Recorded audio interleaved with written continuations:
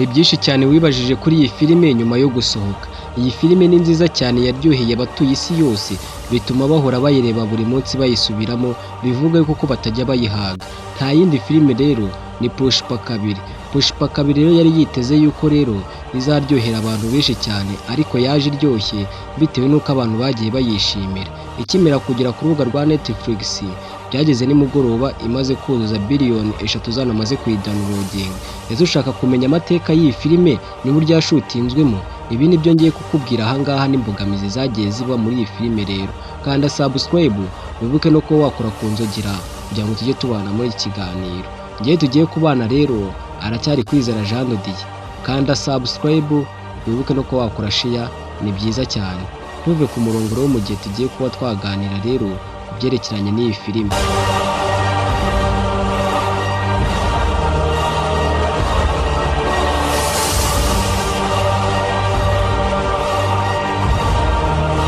Ubyumve neza ko iyi modoka uko uyibona ari nako muri filime byagenze uko nguko wayibonye itumbagira mu kirere. Ahanga niba warigeze kuhabona neza wabonye ko itumbagira. Ngiye gukubwira ikoranabuhanga ryakoreshejwe kugira ngo imodokari ibashe kuba yatumbagira ikagera mu kirere. Ese bino bintu wari ubizi ko Pushpa byaje kuza kuba byamunanira? Reba iyi foto igiye gukurikiraho. Byabaye ngombwa ko bashaka umusitandimani uzatwara iyi kamyo kugira ngo bigaragare yuko ko ari we watwaye iyi kamyo, kuko Pushpa ntabwo ari kubishobora yuko ko azatwara iyi kamyo bitewe n'uko atarazi gutwara ikamyo. Niba witegereza neza urabona ko uyu musitandimani ari we wasohotse muri iyi kamyo bamukomera amashyi. Iyi foto igiye gukurikiraho yindi ureba naho Pushpa rero yari asohotse muri iyi modokari, ariko ntabwo ari we wari uyitwaye. Niba wibuka neza aho iyi modokari aho iba igiye kugwa mu cyobo kirimo amazi, Pushpa akahita yitaruka. Ahangaha niho polisi bimukurikiye rero bya biti akabitsimba mu cyobo kirimo amazi n'imodokari byose bikagendana. Polisi yaza rero akabura irengero y'imodokari ryahiciye n'ibiti bikaburirwa irengero. Ngiye gukubwira rero ibintu byakozwe rero kugira ngo Pushpa bigaragare nkaho yari ari muri iyi modokari. Urabona iyi foto ikurikiyeho rero baragiye barayeditinga se cyangwa baragenda barema ikintu kimeze nk'ikindi kintu bagiha urugi. Niba uri kureba neza iyi foto urabona ko Pushpa ameze nkaho yitendetse kuko nkuko nakwerekaga ya foto agiye gutaruka mu modokari ayivamo. N'ahangaha rero baragiye bakoresha ibitambaro bisa ubururu kugira ngo abazabashe kuba bayitaruka, kandi iki kintu baragiye bagiha ishusho y'ubururu bajyana televiziyo. Niba witegereje neza urabona ko imodoka yari igiye kugwa mu cyobo koko, kandi koko byari byo. Rero Pushpa byaje kuza kuba ngombwa rero ko iyi rora atayishobora, rero biba ngombwa ko bazashaka undi musitandimani ubasha kuba watwara imodokari kugira ngo abibashe. Rero binjiye muri CGI yabo rero baragenda babihindura barabyeditinga biba nkaho Pushpa yari ayitarutse. Noneho akandi kantu utigeze umenya, noneho reba nk'ibi biti bagiye bakoresha. Ese wari uzi ko ibiti bakoresheje atari ibiti bya nyabyo?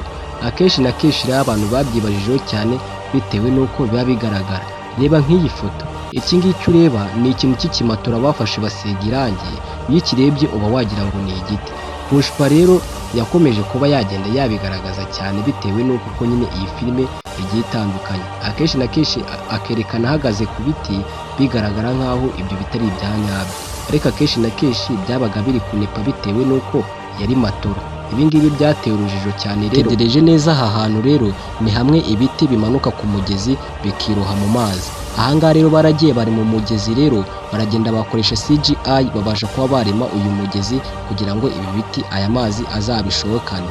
Nyuma yaho baje kuza kuba bamanika ibitambaro rero bya green se cyangwa ubururu. Bino bitambaro rero ukuntu bikorwa rero ni ukuvuga ati babasha kuba bashyira nko muri CGI nk'uko nguko urimo bireba cyane, bakabasha kuba barema ahantu hagiye hatandukanye.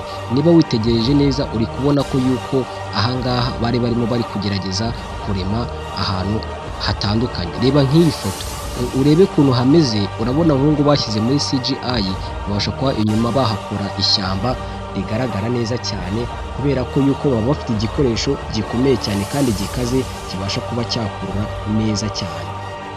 Noneho reba aka kantu, iri shyamba urabona ukuntu riteye, urabona ko harimo ibiti. Rero iyo tugiye ku ifoto ikurikiyeho rero ukareba ukuntu hari harimye hameze nk'ubutayu. Reba nk'ubu ukuntu hameze, bwari ubutayu. Ni naho bakoreye iriya filime, iriya foto ya mbere nibwo uyirebye nkweretse niko hakagombye kuba hari hameze nk'uko kuri batari batangira kwakira. bitewe n'uko rero bajya muri CGI bakabasha kuba bagenda bagahindura buri kimwe, babasha kuba bagenda barima buri kimwe muri iryo shyamba. Niba warigeze kubona aho Pushpa baba bamwirukankanye iyi nzoka ikitambika. Nibyo koko Abahinde bakunda kubaha inzoka cyane bitewe n'uko bazisingiza cyane. Reba iyi nzoka ukuntu bayigenje neza, baragiye bayishyira muri CGI, baragenda bayihindura ukundi kuntu. Inzoka baragenda bayirema imbere nk'inyamaswa ariko atari inzoka ya nyayo. Ese waba wibaza ukuntu iriya mibyinire bayitoza? Nibyo koko bibanza kubagora kugira ngo bazabashe kuba bafata uko iyi mibyinire bazayitoza kugira ngo bizagende neza muri filime. Ni nayo mpamvu rero akenshi na kenshi rero filime z'Ibihinde uba usanga harimo amadenzi. Reba nk'uyu nguyu, baragiye bagufatira uyu muntu araza yigisha umukobwa w'ibyumweru mu kubyina kugira ngo azabashe kuba yakitinga muri filime azi kubyina neza cyane. Ibi ni ibintu byabatwaye nk'amezi nk'abiri kugira ngo uyu mukobwa abashe yamenya kubyina iyi mbyino azabyinisha muri Pushpa 2.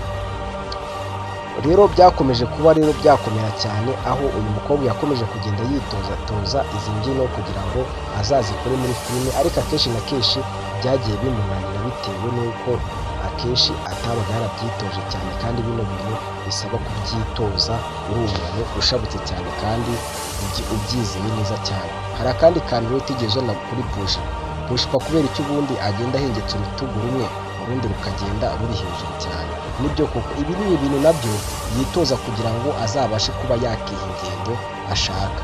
Twagiye mu bindi bintu rero Pushpa rero kugira ngo ibi bintu azabyitoze neza cyane abashe kuba yahengeka urutugu, bisaba n'ingendo bagusabye izagendana n'iyo filime, kandi byumvikane ko yuko muri iyo filime ari nabwo uzabyatinda neza bikagenda neza cyane. Niba waramubonye ubwiyemezi aba afite ku bapolisi cyane biragaragara neza cyane.